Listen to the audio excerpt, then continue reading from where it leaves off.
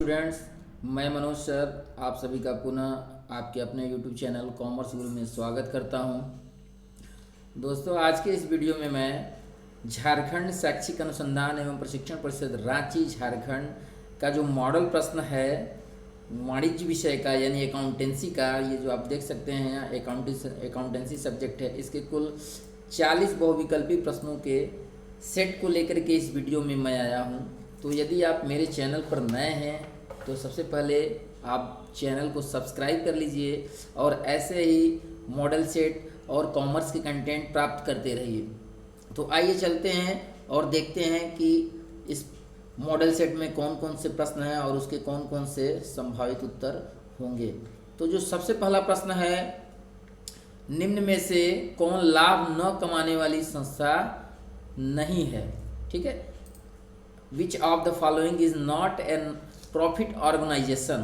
तो महाविद्यालय, खेलकूद क्लब और हॉस्पिटल, ये जो हैं ये सभी क्या हैं, ये सब लाभ न कमाने वाली संस्था हैं। लेकिन यहाँ क्वेश्चन में कह रहा है कि कौन लाभ न कमाने वाली संस्था नहीं है।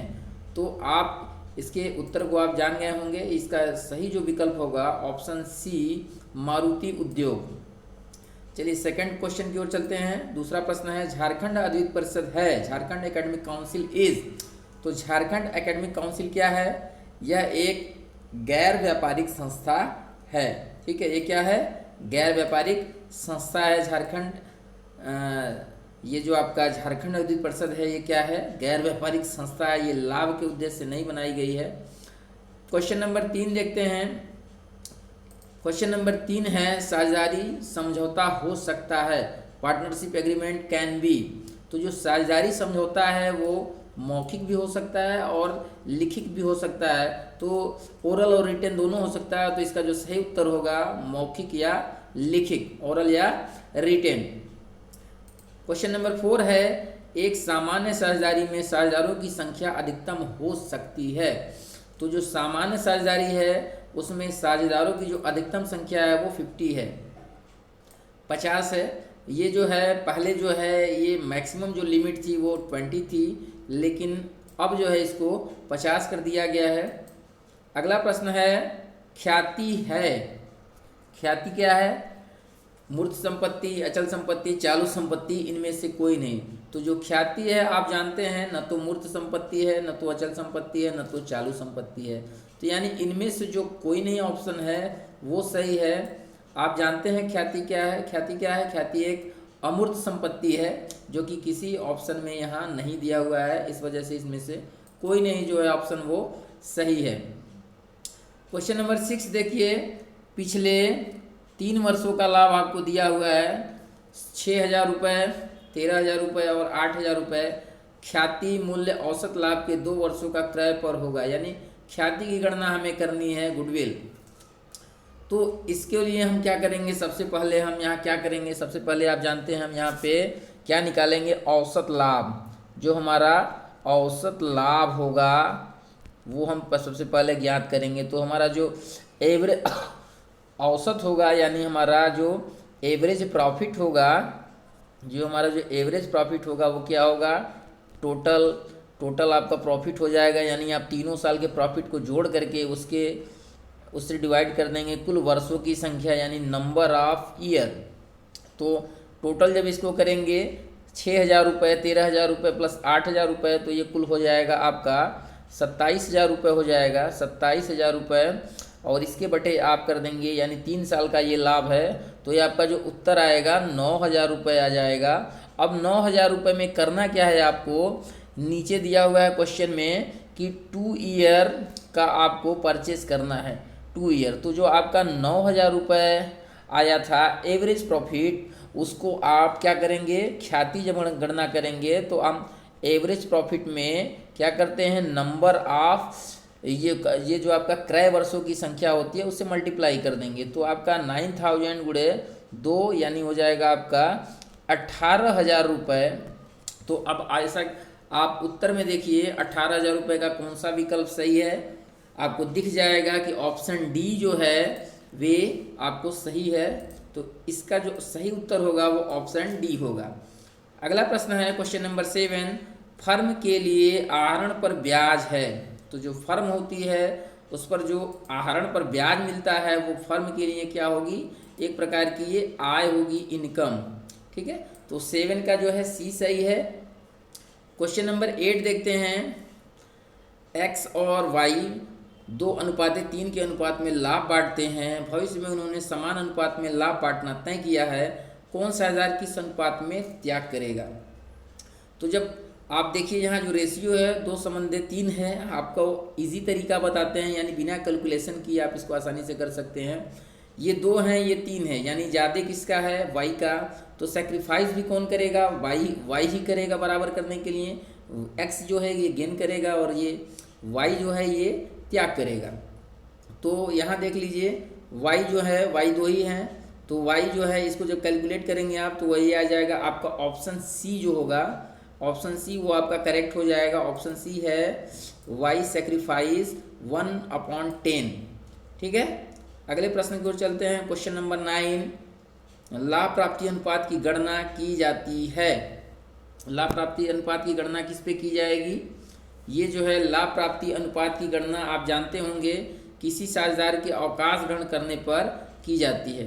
लाभ प्राप्ति की गणना कब की जाएगी, जब कोई साझेदार हमारा अवकाश ग्रहण करेगा तब हम लाभ प्राप्ति अनुपात की गणना करेंगे। क्योंकि इसकी कैलकुलेशन करने की आवश्यकता हमें क्यों होती है, आप पार्टनरशिप वाले चैप्टर में पढ़े होंगे या आप आसानी से समझ रहे होंगे इस क्वेश्चन को। बहुत ही इजी पैटर्न है, बहुत कठिन पेपर नहीं है, हमारे समझ से पेपर बहुत ही आसान है, आप इसको आसानी से हल कर सकते हैं।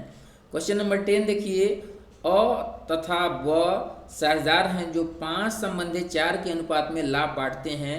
वे सब को 1/5 हिस्सा के लिए साझेदार बनाते हैं। अ तथा व का त्याग अनुपात बताइए। तो अ और व का जो त्याग अनुपात होगा वो 5:4 ही होगा। ठीक है, क्योंकि यहाँ दिया नहीं कि कौन पार्टनर कितने अनुपात में त्याग करेगा, तो इसी अनुपात में जो है ये जो 5:4 है इसी अनुपात में ये त्याग भी करेंगे। तो क्वेश्चन नंबर 10 का बी सही हो जाएगा। क्वेश्चन नंबर 11 देखिए। नए साझेदार के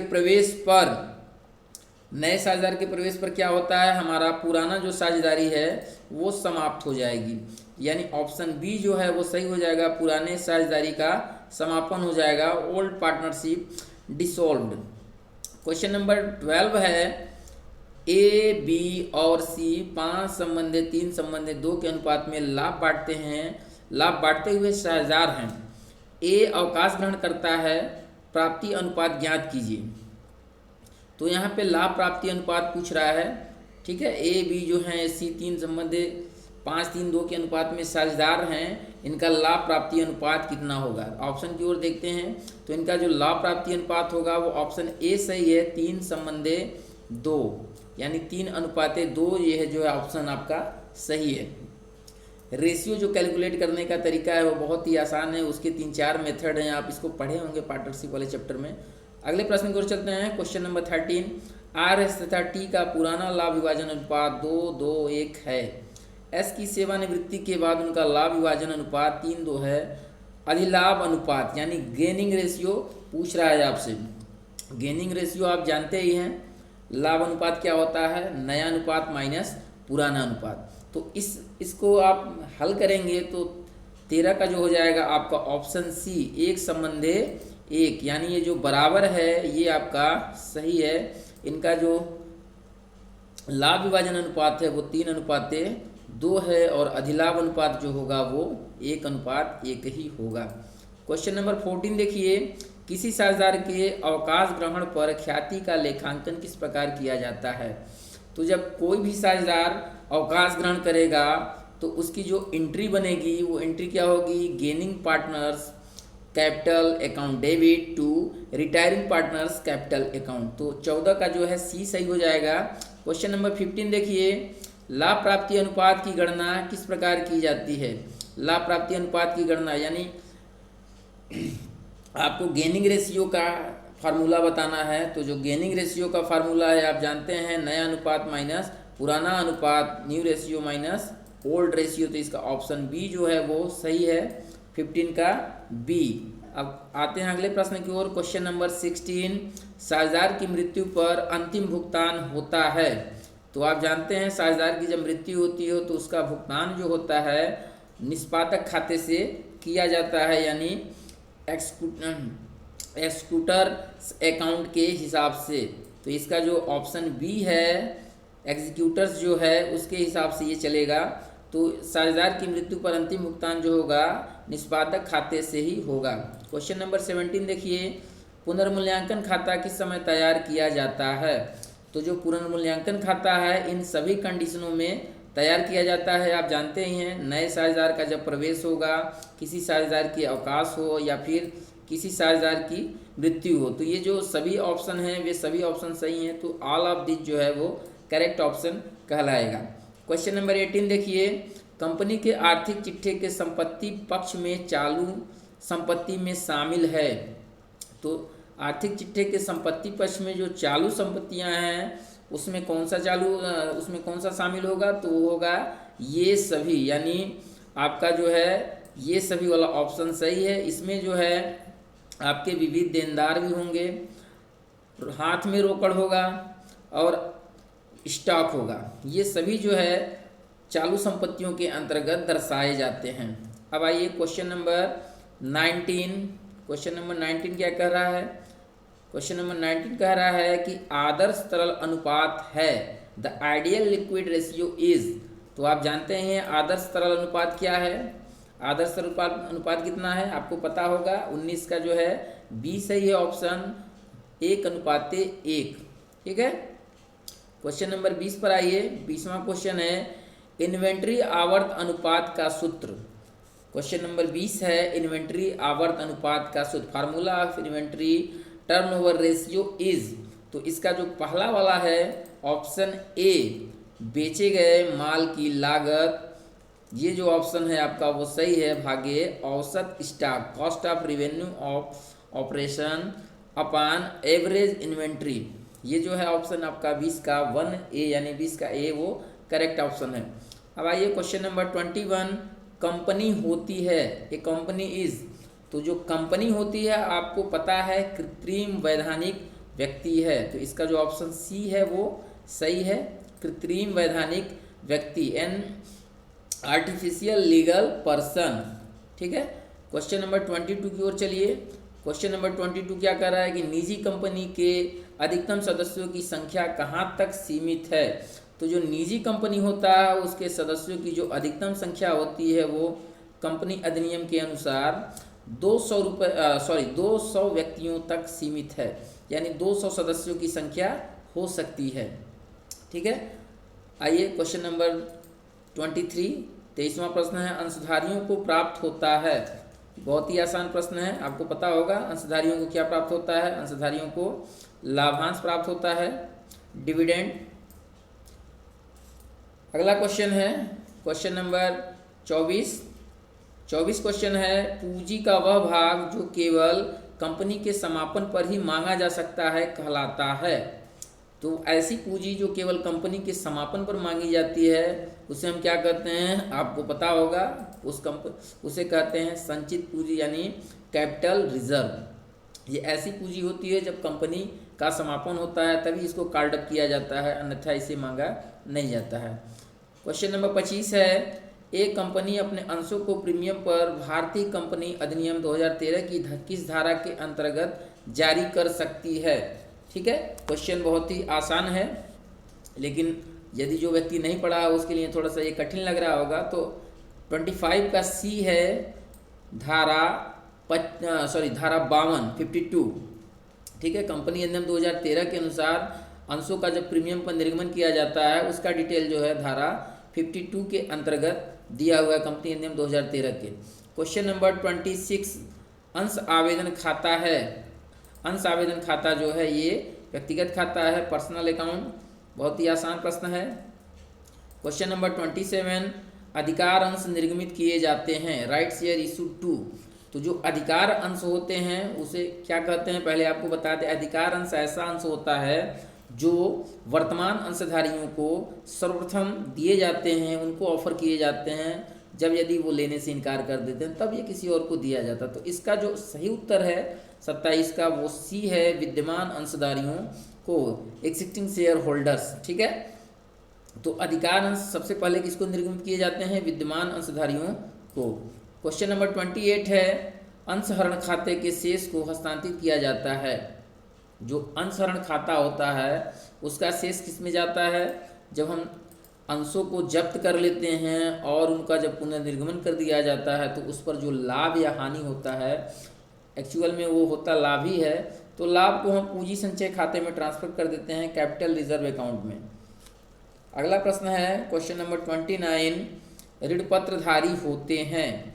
तो जो ऋणपत्रधारी होते हैं वे क्या होते हैं? वे कंपनी के लेनदार होते हैं, यानी कंपनी के ऋणी होते हैं, क्रेडिटर्स ऑफ द कंपनी।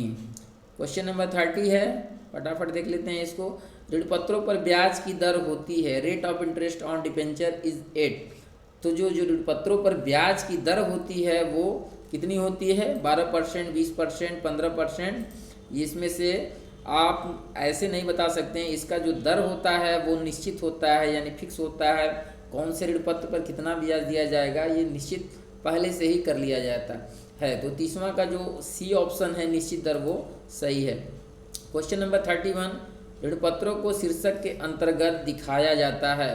तो जो ऋणपत्र होते हैं वो कंपनी के बैलेंस शीट में दीर्घकालीन ऋण यानी लॉन्ग टर्म बारों के अंतर्गत दिखाए जाते हैं। अगला प्रश्न है प्रश्न संख्या 32, अपने ऋणपत्रों के रद्द करने पर हुए लाभ का अंतरण होगा। तो जब हम ऋणपत्रों को रद्द कर देंगे तो उस पर जो लाभ होगा उस लाभ को हम पूंजी संचय खाते में ट्रांसफ़र करते हैं, कैपिटल रिजर्व में। ये अंशहरण वाले के ही जैसा है, उसमें भी एक क्वेश्चन था कि अंशहरण पर जो लाभ होता है उसको कहाँ ट्रांसफ़र करते हैं? तो पूंजी संचय खाते में। और इसमें भी है, अपने ऋणपत्रों के रद्द पर हुए लाभ का अंतरण जो होगा वो भी पूंजी संचय खाते में जाएगा। अगला प्रश्न देखिए, प्रश्न संख्या है 33, एक कंपनी के पास 2020 में एवं 2021 में व्यापारिक प्राप्ताएं क्रमशः 1,00,000 व 80,000 थे, किस प्रतिशत की दर से इसमें परिवर्तन हुआ है? बड़ा आसान है, आप इस प्रतिशत को आसानी से निकाल सकते हैं। इसका जो प्रतिशत आएगा वो आ जाएगा आपका 20%। ठीक है, 20% की दर से इसमें परिवर्तन हुआ है। नेक्स्ट क्वेश्चन, समान आकार के आय विवरण में शुद्ध विक्रय की राशि को किसके बराबर माना जाता है? तो जो समान आय विवरण होता है उसमें शुद्ध विक्रय की राशि को जो है हम 100 के समान समझते हैं या मानते हैं। तो ऑप्शन सी जो है वो करेक्ट है। क्वेश्चन नंबर 35, ऋणपत्रधारियों को मिलता है, ये आपको पता होगा इस प्रश्न का उत्तर। ऋणपत्रधारियों को क्या मिलता है? ब्याज मिलता है। ठीक है, अंशधारियों को लाभांश मिलता है और ऋणपत्रधारियों को जो है उनके ऋणपत्र पर ब्याज मिलता है। क्वेश्चन नंबर 36, लाभ व हानि विवरण को भी कहते हैं। लाभ हानि विवरण को और किस नाम से जाना जाता है? तो जो लाभ हानि विवरण होता है उसे हम आय विवरण भी कहते हैं। ठीक है, उसको क्या कहते हैं? आय विवरण यानी इनकम स्टेटमेंट।